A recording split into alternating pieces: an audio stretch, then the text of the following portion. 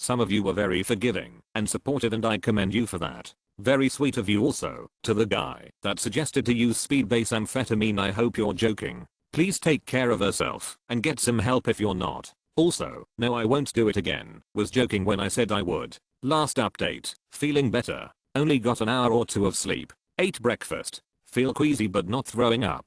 Stomach definition not happy with me. Here's pics of the package for all the people asking what I took and what's in it. Today I effed up by texting some random person my personal thoughts for 6 weeks and only figuring out because called me at 2 AM likely to tell me to stop. I have had this app on my phone that gives you a phone number and you can use it like a real phone number. I have it saved as Google I am free 25 in my phone. I started using it to give to companies I hated, but over the 3 years I have had it, I started using it to save info and pre-write things I'll need for later. For the most part it was random nonsense, but some texts had sensitive stuff, embarrassing and personal stuff. At 1:30 I just couldn't sleep, and I figured it was a good time to draft a long message to Google I am free 25. Well, 2 minutes later I get a call from Google I am free 25, and I'm kinda freaking the fuck out. Like how? I'm not calling me. I declined the call. Then it occurred to me that if I don't text out on that number once a month I lose it. And with everything going on in my life recently I can't remember when I last did that. So I go to the app. I lost the number in mid-June. It's August. I have been texting some random person my information for 6 weeks. And then they called me at almost 2 AM. My god. I'm so embarrassed. TLDR, I use a random number assigned to me on an app to text random and personal stuff to. 6 weeks ago the number got reassigned, but I didn't know, so I kept texting the number. The person with the number then called me at 2 AM, leading me to realize the horrible mistake. Edit, I haven't used OneNote. Thankfully that's where I put more secure information like medical stuff. If I'm texting stuff, if I want to go, be fast or easily accessible.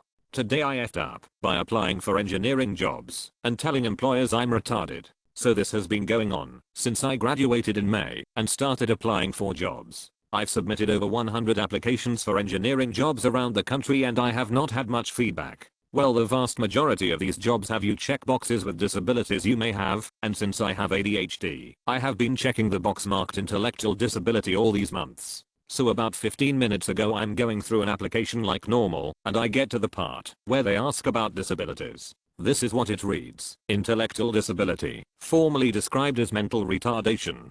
I feel sick to my stomach knowing that I've been applying for jobs that I really want, and I have unknowingly classified myself as mentally retarded. I don't deserve these jobs for being so dumb and fucking up all these applications. TLDR, I've been checking the intellectual disability in applications to declare ADHD when that actual means mental retardation. I fucked up over 100 job applications. Today I effed up inviting a girl over. This happened this morning. This today I effed up started on Saturday. It's Thursday now. Matched with a girl on Facebook dating, and she was very cute. I did notice that she only smiled with her top row of teeth in the pictures and figured that her bottom teeth might be effed up, but didn't think much of it. She had trad wife energy, and I was into it. We end up meeting on Sunday after some pretty clean chatting. Turns out she lives exactly 8 minutes from me, so I offer to pick her up for our first date. I'll learn a lot about her in a very short time. I won't reveal all the details, but she had battled a long time with eating disorders, thus her teeth a bit janky.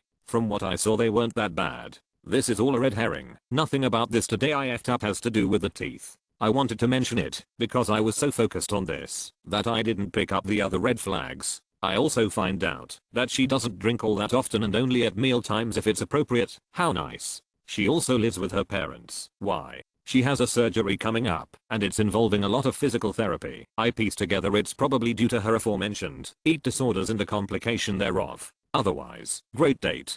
Fast forward to last night's this morning. I invite her over for dinner. The plan was her dad would drop her off because she doesn't have her car due to a recent wreck and I would drive her home later that evening. Okay. She also tells me that she is a felon like 1 hour before we hang out. Okay. Don't worry, it's just 3 DUIs and it's over with. Thanks for telling me. No, really, I should have paid attention to this red flag. She comes over and after pleasantries I start to cook a shrimp curry soup. She asks for a drink. I show her my drink cabinet and picks out the most expensive tequila I have. That's fine. She proceeds to have 2 shots. Biggest fuck up. I presume that everyone is good at self-regulation of their drinking. It's just what I believe. We know if we are getting toasted or not and it's intentional. I join and catch up with 2 shots. I get a seltzer for myself and she grabs a cocktail. and another one for drinks in 40 minutes for this 110-pound person. I assume she's good at holding her liquor. After dinner we are cuddling where she has her head in my lap. Suddenly,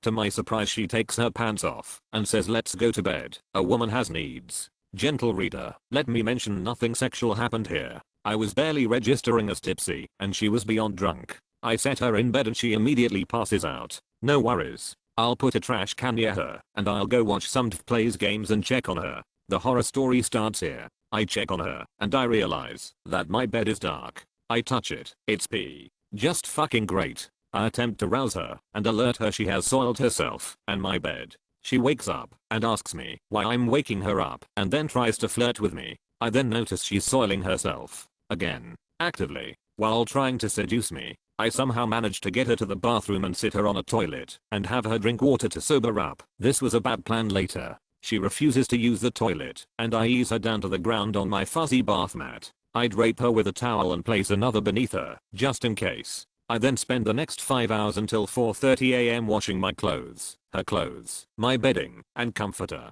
At some point I sit on the couch, where she was earlier, and realize that she had soiled my couch. That's why she was so urgent to go to bed. FML. I do check on her to make sure she's okay, and I end up changing her towel twice. I finally decide to go to sleep at around 5, and I have work at 9. Despite the ice storm, I set an alarm at 8, so I can drive her the hell home, and forget it all happened. At 6:30 she wakes up, confused and naked, to which I provide her some of my gym clothes that I don't really care about. I go back to the couch, and she is embarrassed and hungry. Fine. Go eat leftovers, but let me sleep. She clangs around the kitchen a while. She apparently ate all the shrimp and the soup. Great. She decides to cuddle with me on the couch, and I had no energy to push her away. She attempts to kiss me, but I rebuke it, and then realize there's gin on her breath. I spring up, and go to the kitchen, and realize she drank another 4 ounces of gin. At 7:30 AM, I run back to the bed and she's catatonic again. I start to freak out, and see her phone. She told me her birthday on the first date, and used that to open her phone. Voila.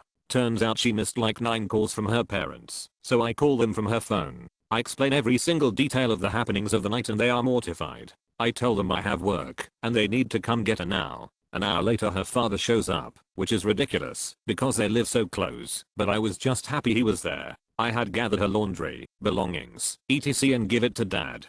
Dad is not happy. He yells at her, and I tell him, hey, sorry, my house, please no yelling. He apologizes and agrees, surprised that actually worked, but I guess he was embarrassed about everything.